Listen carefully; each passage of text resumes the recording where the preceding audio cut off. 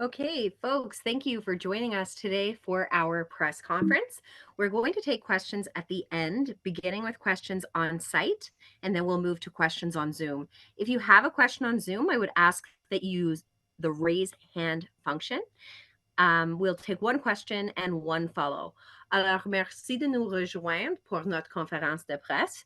On va prendre des questions à la fin en commençant avec des questions sur place. Si vous avez une question sur Zoom, je vous demande d'utiliser la fonction lever la main. So without further ado, I will turn it over to our NDP MP for Courtenay, Alberni, Mr. Gord Johns.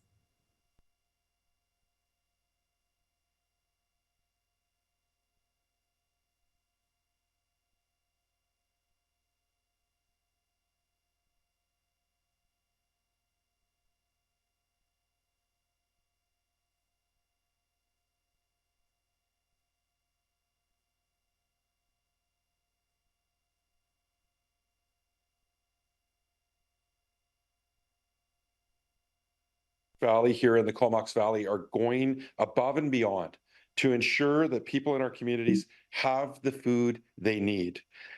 These groups, with people like Maurita leading the way, are filling crucial gaps that are widening as poverty rates rise, and because of their hard work, thousands of students and children are fed. I know I speak for many people when I say that we're grateful for this work, but it's crucial to point out that it should not fall to organizations like LUSH Valley to do this work without proper support from all levels of government. While the BC government has been a meaningful partner in supporting LUSH Valley's programs, the federal government hasn't been doing their share. The Liberals have promised to put in place a school food program. They haven't done that. The families are still waiting for this help. We need the federal government to fill the gap. So today we join together in calling on the Liberal government to finally put in place long overdue programs to make sure that it's easier on families that are struggling to meet the rising costs of inflation. And it's my pleasure to introduce Maurita Prato, the Executive Director of LUSH Valley, to speak about the incredible work of her organization and what they're doing for people here in our communities. Thank you, Maurita. Thank you so much, Gord. It's an honor and a real opportunity. At LUSH Valley, we envision a region where healthy local food is at the heart of community well-being. And we do that in three important ways. One, we partner with about 25 local farms to make sure that we're supporting our local food economy. We also provide programs that provide access for people that are dealing with food insecurity through 30 community organization partners so that they have access and ongoing access to healthy local food. And the third thing we do is that we work with community to make sure that community members have the skills and knowledge around food systems through programs like Young Cooks, our community kitchens, and about 13 school gardens. So I want to talk about our partnership with School District 71. Right now, we're supporting 300 school district families through our Good Food Box program, which is a program that provides local produce and eggs to our families. We also provide and support salad bar programs and hot meal programs. And specifically, I want to speak to our partnership with Indigenous education. Through Indigenous education, we're providing about 1,000 meals a week through a program called our Healthy Student Meal and Snack Program. That program is unique in that we bring local food into our warehouse. We have volunteers that pack that food. It gets distributed out to about 20 school programs where Indigenous support workers work with students to provide those meals. We know that we're having an impact because we are providing over 25,000 meals a year. And we hear all kinds of stories about students that maybe weren't going to eat their vegetables, but because it's here at school and it's normalized, they're loving it. Little kids that are asking for recipes so they can go home and they can cook with their families at home. And even some students we hear about that wouldn't otherwise go to school, but they know it's a meal program day, so they're going. That said, there's so much need. There continues to be so much need. And that's why we're standing with Our organization, the Comox Valley Food Policy Council, that's really pushing wraparound policy to move in the right direction, to ask for the federal government to match the provinces and territories that have supported meal programs and ask them to put in significant funds so that we can provide programming, school food programming in a universal way so that every student has access to a meal across the country. So that's what we're urging our federal government to do to really match those funds. Thank you. Well, that's some good news from Maurita. First of all, I want to thank you for being here, Maurita, and thank you for the great work you do in the community. I want to thank Gord and Rachel as our local MPs. They are always fighting for people. And I want to point out what Maurita touched on, the need. No one in our country should be going hungry. No kid in our country should be going hungry. But the reality is, with the high cost of food, the high cost of groceries, people are going hungry. We're seeing record usage of food banks across the country, here on the island, but everywhere in the province and in the country. Record use of food banks at a time when the CEOs of corporate grocery stores are making record profits. They're making more money than they've ever made. So we've got a choice right now. In this serious crisis, we've got to give people some relief. We've got to take off the pressure on the shoulders of parents and those kids who aren't getting nutritious meals because they just can't afford it. At a time like this, I want to point out that the Liberals have promised to bring this in for years and haven't done so. They've been dragging their feet, stringing people along, and that's wrong. And then recently, we had a vote on a national school lunch program, and Pierre Poilievre and the Conservatives voted against it. How could they look a kid in the eye who hasn't been getting nutritious meal and say they're going to vote against a school lunch program? How could they look parents in the eyes? Parents who are doing everything they can and are still struggling to put food on the table. How can Pierre Poilievre and Conservatives look them in the eyes and say, we are against your kids getting a school lunch program? Well, we're fighting back. And we're making it very clear. In this upcoming budget, one of our specific demands is that the federal government finally commit to a national school lunch program. We want to make this happen across the country. As Maurita said, we want to make this everywhere in every city and every community, that every kid can go to school and know that they'll have a healthy lunch. Imagine what that's going to mean for that kid, for that young person, going to school knowing they're going to have one nutritious meal, absolutely guaranteed. Imagine what that's going to mean for a parent who knows that no matter how tough things are and how hard it is to buy groceries, my child is going to have a nutritious meal at school. That's one less thing I have to worry about. That's one less thing I can take off my plate. I don't have to worry about that. That's what we're talking about. Real relief, giving people a break, making sure they can actually focus on the things they need to focus, and kids can focus on their education and participating in school, not wondering about where they're going to get their next meal. That's what we're talking about. So we're making it very clear. In this upcoming budget, we are demanding that the Liberal government bring in funding for a national school lunch program so every kid can get access to a nutritious meal at school. I'm going to do that again in French, and then I look forward to your questions. Donc, c'est clair dans ce moment où les gens ont des difficultés à rejoindre les deux bouts, qu'on a une crise d'abordabilité et spécifiquement, les gens ont de grandes difficultés à faire des épiceries. C'est vraiment triste le fait que dans notre pays à ce moment, il y a un usage, une utilisation des banques alimentaires records, en même temps que les grandes entreprises d'épicerie font des profits records. Et les libéraux ont promis de mettre en œuvre un programme de dîner national pour les enfants à l'école. Et ils ont brisé cette promesse. Ils ont promis de le faire, mais ils n'ont pas agi. Et les conservateurs, il faut dire ça, je dois souligner le fait que les conservateurs, avec leur chef Pierre Poilievre, ils ont voté contre un programme de nourriture, un programme de dîner à l'école pour les enfants. Elle a voté contre ça.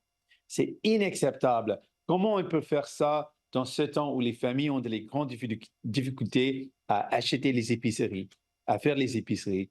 C'est inacceptable. Donc, ça, c'est pourquoi aujourd'hui, on déclare que un de notre demande pour le budget qui s'en vient, c'est d'avoir des financements pour mettre en œuvre un programme national pour investir davantage, pour avoir des dîners à l'école pour les enfants. Quelque chose qui va réduire les pressions sur les épaules des familles, qui va garantir que les enfants ont des nourritures santé à l'école. On est tellement fiers du travail que cet organisme ici avec Maurita, ce qu'ils font ici, on veut aider ces sortes d'organismes à travers le pays pour nourrir les enfants à travers le pays. Je veux aussi remercier le travail de Gord et de Rachel, les deux députés dans ce comté dans cette région qui font un travail acharné. Avec ça, on est prêt pour vos questions. With that, I'm ready for any questions you might have. Okay, we're going to start with questions on site. We'll do one question, one follow-up. Maybe we'll start with Jet FM over here, if you have one. I think that's Oh, sorry. No, you go ahead. Great. Thanks for coming out and just making this announcement today. I think one of the questions I think of, it's a big program, how much money would it estimate to cost to bring this sort of stuff to communities, and where would that come from? So in terms of how we can pay for these type of programs, I think it's a very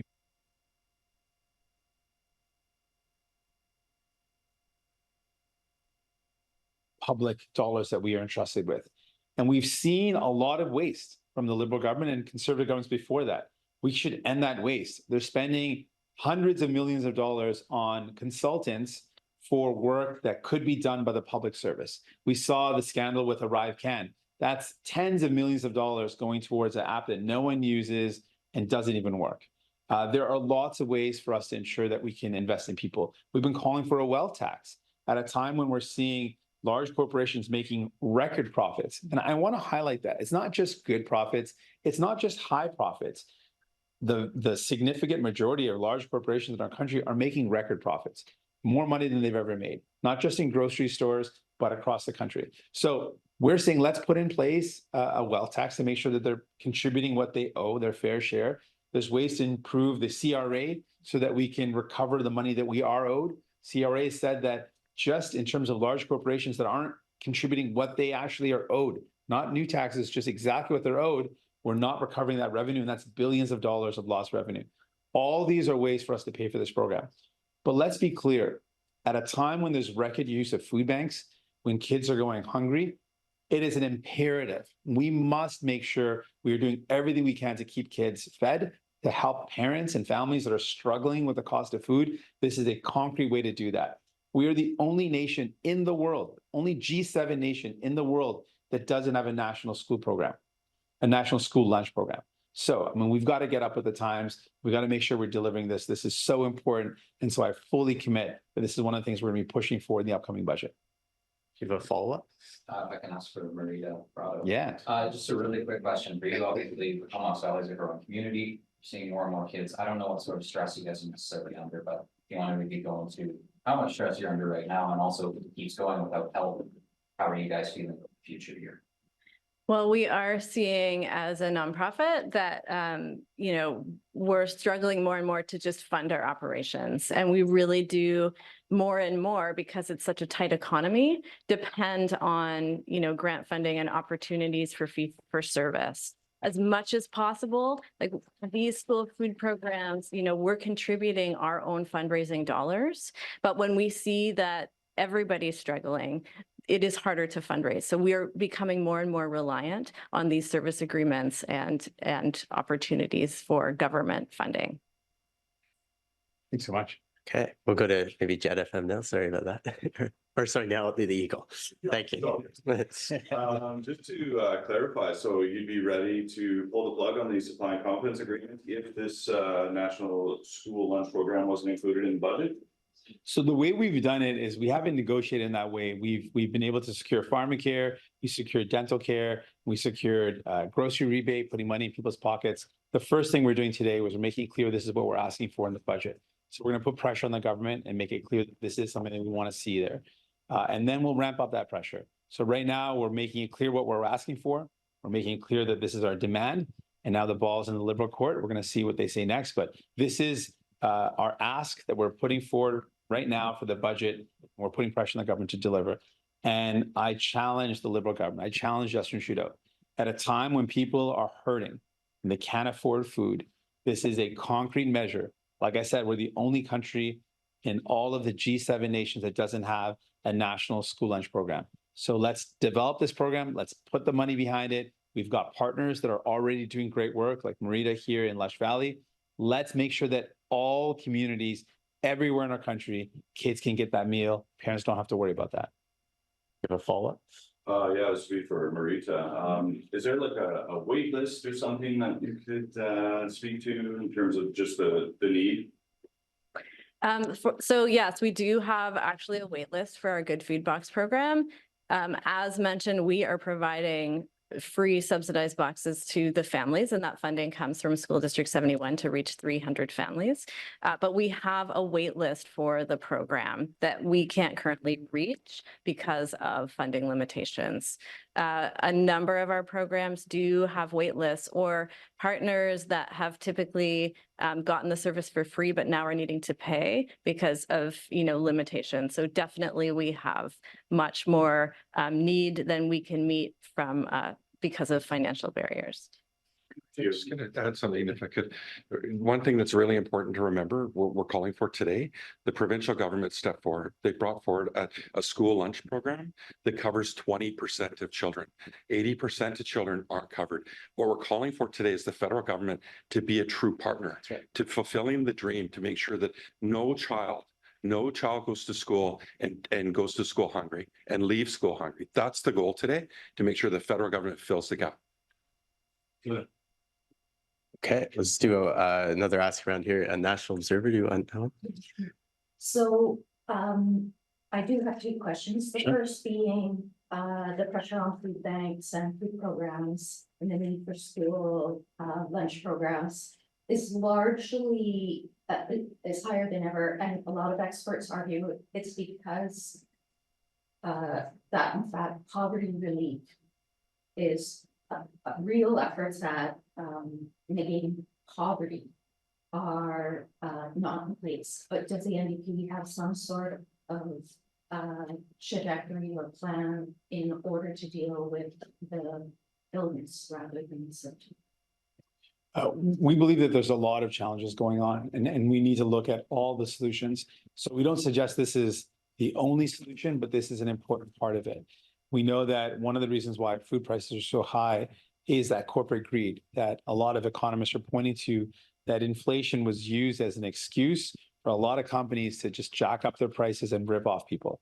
That's a big problem. And so we're pushing for solutions around that. I put forward a bill that would crack down on abuse of consumers, that would crack down on things like price gouging and price fixing that is done by large corporations, and really protecting families. So that's one part of the solution. We need to protect people from abuses of those who have way too much power. And we think about the corporate grocery stores in our country. There's 3 CEOs that run the vast majority of grocery stores you go to. So they have a very dominant market share, and they're abusing that dominant market share, and people are hurting because of it. So we're pushing back with legislation that I've introduced recently, that was the first stage, it was passed, to crack down on that. We also know that we need to tackle areas where people are spending a lot of money out of pocket. And that's why we fought for things like dental care, which is going to save families money, and pharmacare, which is going to save families money. So we're looking at this as an affordability crisis, and we have to look at every solution we can to bring down the costs that families are incurring. And a lot of that is by putting in place ways that take the burden off families. So for people that are paying out of pocket for diabetes medication, by bringing in free diabetes and medical device coverage, that's going to save families, in some cases, thousands of dollars a year. Each of these measures are ways to save people money and ways for us to invest in taking care of each other. But yeah, there's a lot of challenges why we're in this position, and we're looking at multiple solutions. Do you have a follow-up? Yeah. I just wanted to speak to the issue of poverty and stigma-free. So the reason that universal school meal programs are so important for poverty reduction is that when every child has access to a program on a sliding scale, it normalizes a meal program. And that's where we actually see decreases in poverty. When things become normalized and they're sort of treated as normal, that's where we see those decreases that are stigma-free. So this is why it's so important that we're not just targeting the 20%, but we're looking for a universal school meal program. Do you have a follow-up? I do. I cover a lot of rural issues. NDP Blaney and Johns, of course, have a number of rural communities where food prices are extraordinarily high. It kind of speaks to what you were talking about, making it universal. All kids, we're hoping all kids go to school, so that's one way to reach. But are there any other measures that you're pushing for or planning in order to deal with that real food insecurity across Canada in rural and remote communities? So this is one program that we're hoping will expand. We want to make sure that it's national, so it covers every kid, every school, everywhere in our country. That includes rural communities and remote communities. So this is something that's going to certainly help out in those communities that are hard hit. We also have been pushing for changes to different programs that work in some of the more northern communities. There's a food program, a subsidy given by the federal government. And we've learned recently that a third of the money that was supposed to go towards making food more affordable in the north, and these are some of the most remote communities, a third of the money was being held by the corporations as profit. And so we've said this is wrong. That should not happen. All the money for a subsidy program, it's called Nutrition North, that Nutrition North program, all of it should go towards making sure people can access a nutritional and affordable food. And so that's another critique that we've raised. And so we're constantly looking for ways to make sure food is more affordable, taking on the corporate greed in grocery stores, protecting consumers, a national school lunch program, as well as looking at ways to improve the existing subsidies that are there so that all the money goes towards making sure people have a benefit, not the CEOs of corporations. So these are some of the measures that we're pushing for. Okay, Black Press, you have a question? All good, I'll answer. Okay, thank you. We're going to go to Atlanta, then in Ottawa on the Zoom line. Sure. Okay, our first question comes from the Canadian Press. Go ahead, please, Mickey. Thanks for taking my question. I guess why have a national program and not leave it up to provinces to fund their own food programs? Well, this is really a partnership. So BC, for example, has started. They've taken that really bold step to cover students, but with their investments, it doesn't cover all students. So really what we want to do is set aside funding to support initiatives to cover every kid in every province and every territory. We are the only, I mentioned this before, and it's important to note, we are the only G7 nation that doesn't have national funding for a school lunch program. So other countries have figured it out. It makes sense. We've also heard from economists, this is a non-inflationary way to contribute towards lessening the burden on families. I want to make sure that every kid in our country goes to school and is guaranteed a nutritious meal. That would make a big difference in the lives of parents. I think about the pressure on the shoulders of parents that are trying to put food on the table and on top of that have to figure out a way to feed their kids when they go to school. If a parent would have that relief to know that every kid that goes to that school is going to get a good nutritious meal, it's going to take a lot of burden off their shoulders. It's something that we absolutely can do, and it's something that other countries have done, and we are going to force the government to do this in this next budget for Canadians.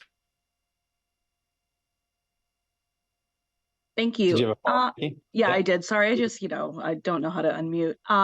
I guess, how confident are you that this is going to be in the next federal budget? I just recall last year you were calling for the GST rebate weeks before the federal budget came out, and it ended up being in the federal budget. So obviously you've had talks with the Liberal government on this. How confident that you will see something like this in the budget that's coming up? Well, on this particular file, we don't know where the Liberals are going to go because they actually promised it back in 2019. So 5 years later, but we're in 2024 now, we still don't have it. So I don't think they're going to do it unless we push them. On the GST rebate, now known as a grocery rebate, when we first proposed this idea, the Liberals came out and said no. The Conservatives came out and said no right away. So they were opposed to it. And we didn't know if they were going to support it. We kept on pushing, though. We did not back down. We did not give up. So in this case, I don't know where the Liberals are going to go. They have signaled in the past interest, but they did that with pharmacare for 30 years and they never did it until we forced them to do it. So again, this is something I believe in. I want to point out, though, this is something that Canadians believe in. Canadians are asked this question, and I believe it was 3 out of 4 Canadians. So 75% of Canadians agreed that we should have a national school lunch program. And that makes it even all the more offensive that Pierre Poilievre and the Conservatives voted against a bill or a vote on this idea of having a school lunch program. They voted against it. Just last year, at the end of the year in December 2023, they voted against it. That shows you who they are and who they're standing for. They're not standing up for families. They don't want a school lunch program, but we are fighting for you. We're fighting to make sure that kids have access to a nutritious meal at school. We believe this is important. So we've made this really clear to the Liberals now. We're making that announcement today that we are demanding this in the budget, and we're going to keep the pressure up. I hope great folks like Maurita and her organization and other advocates that have been pushing for this will make their voices even louder. That's why we wanted Maurita here today, because we wanted folks to hear the needs are there and that communities and organizations want to do this work, but don't have the funding to cover every student. And that's why we're pushing for this. Okay, our next question comes from Valérie Gamache avec Radio-Canada.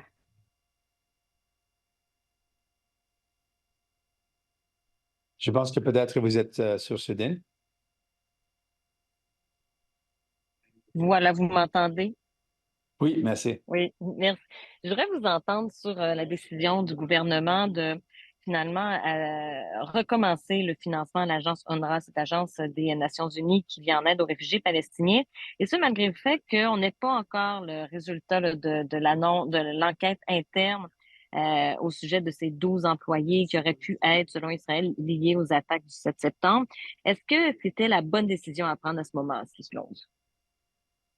Premièrement, de mon avis, on n'aurait jamais dû arrêter le financement de cet organisme. C'est clair que c'est le seul organisme qui peut vraiment nourrir la population sur le terrain.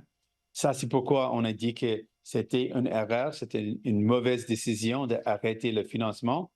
On prend au sérieux les allégations et on doit les enquêter et on appuie la décision d'enquêter ce qui s'est passé, mais on ne peut pas arrêter le financement pour le seul organisme qui peut vraiment donner l'aide aux gens sur le terrain.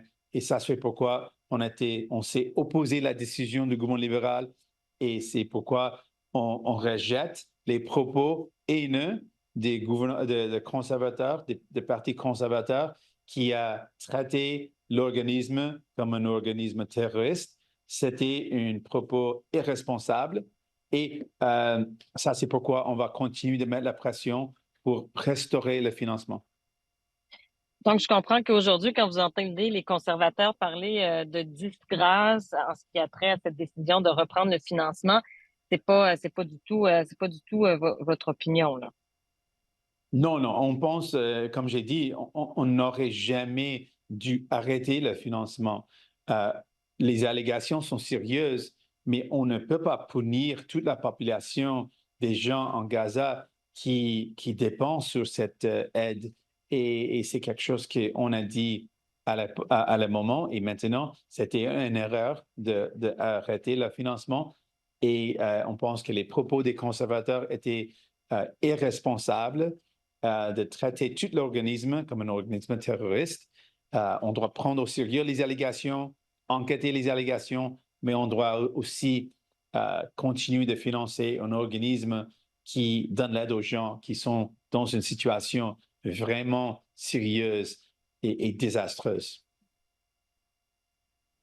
Our next question comes from Dave Baxter at Global News. Yeah, good afternoon, Mr. Singh. So, yeah, of course, a national school lunch program, not explicitly spelled out in the supply and confidence agreement, but there's a provision there to work together on other priorities. Would this, if this program isn't included in the upcoming budget, do you think it would have any impact on confidence votes? Thanks for the question. And you're right, it's not specifically spelled out in what we negotiated for. But we were able to, we made it really clear that what we negotiated was a floor, not a ceiling. And there's been many examples where we fought for and been able to secure more for people. Even with pharmacare, what we negotiated was a legal framework. What we got was free birth control for every Canadian that needs it, free diabetes and medical devices for everyone in our country, in a universal single payer program. So we made that happen. and we were able to get a grocery rebate in place. That was also not something we negotiated, but we fought for and we made happen. So we will continue to push for this. We believe it's very important. And we're going to start at this phase with putting it out there that this is what we want. And now we're going to ramp up the pressure. We hope to see other advocates add their voices to say, yes, this is the time to make it happen. We're already hearing from someone like Maurita, who's added her voice, calling on the federal government to do this. So we're going to ramp up the pressure. And we hope that the Liberal government understands that for parents, for kids, this is the right thing to do. And that they don't take the position of the Conservatives who voted against a national school lunch program, who voted against kids getting free lunches, who voted against parents having the confidence to know that their kids would be okay if they go to school. I want the government to understand that this is our demand. We're pushing for it. We want to see it happen. Great, thank you. And just to shift gears here as well, Dominic LeBlanc was out this morning saying they're going to be launching consultations on bringing forward amendments to modernize and change the Emergencies Act. What's the NDP position on this? Does the Emergencies Act legislation need to be modified through amendment? Oh, absolutely. We from the beginning said that we need to be very open to any recommendations and improve the legislation based on the recommendations we receive. We supported the procedure that called for a public inquiry, and we supported the findings of the public inquiry. And what we're disappointed in is the fact that Liberals haven't released a timeline or clear steps they're going to take to put in place those recommendations. We should be listening to the work of the Rulo Commission. That's the whole point of having the commission. For too long, we've seen the Liberals get a report and a recommendation and then shelve it, allow it to collect dust, and never put in place those recommendations. That's wrong. We need to actually follow through on what's been recommended. We know that even implementing the Emergencies Act itself was a recognition of the failure of all levels of government to respond to what was going on across our country and in Ottawa. And that a recognition of that failure meant that resorting to the Emergency Act was a last-ditch effort. Should never got to that point. And now we're hearing that the recommendations, there's no clear timeline to make those changes. We think that's the wrong approach. We would implement the changes with a clear timeline and do it as quickly as possible. Our next question comes from Olivier Ferrand-Boissé avec TVA. Sure. Oui, bonjour, Monsieur Singh. Merci de prendre nos Bonjour. questions. J'aimerais vous parler de la lettre que vous avez envoyée à messieurs Dubé et Marissal pour leur parler des programmes d'assurance dentaire et d'assurance médicaments. On sait que le Québec voudrait plutôt être compensé. Qu'est-ce que vous voulez leur dire et pensez-vous réellement être en mesure de les faire changer d'idée? Donc, ma message était le fait qu'il y a un besoin au Québec. Et mon but, c'est d'aider les gens. Et au lieu de fermer la porte tout de suite, j'ai dit dans ma lettre qu'on doit s'asseoir, discuter comment on peut aider les gens, parce que quand je visite la belle province, c'est clair qu'il y a un besoin. Quand je parle avec nos aînés, les aînés au Québec, ils disent qu'on ne peut pas soigner nos dents parce que ça coûte trop cher. Quand je parle avec les femmes, ils parlent de le coût d'acheter les médicaments contraceptifs. Quand je parle avec les travailleurs de salaire minimum qui travaillent dans les magasins, ils disent que pour nous, ça coûte trop cher l'assurance privée. Donc, ce qu'on propose de faire, ça va réduire les coûts pour les familles. Ça va augmenter l'accès aux services pour les gens.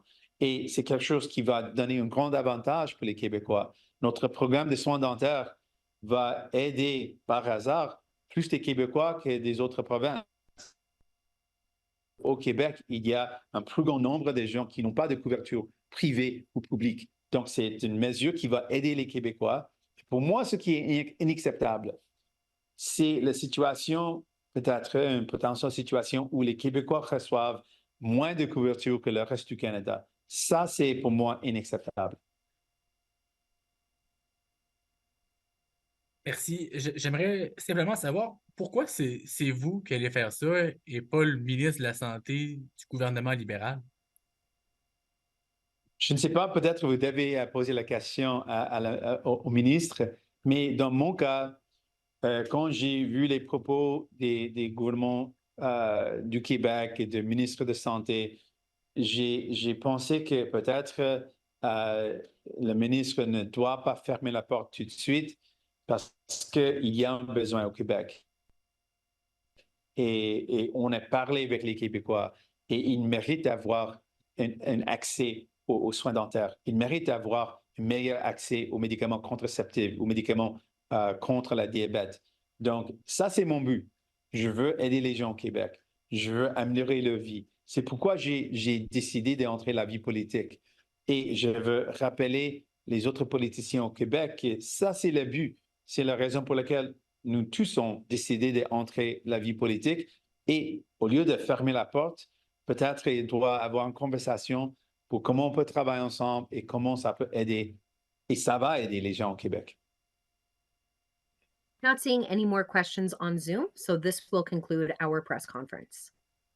All right, thanks again for all the questions. Merci pour les questions. Thanks for everyone who was here. I know lots of local folks were interested in this announcement today, so thanks for showing up. Thanks again to Maurita, thanks to Rachel, and to Gord. We're in Gord's riding right now. Thanks for the great work you're all doing. Appreciate it. Merci. All right.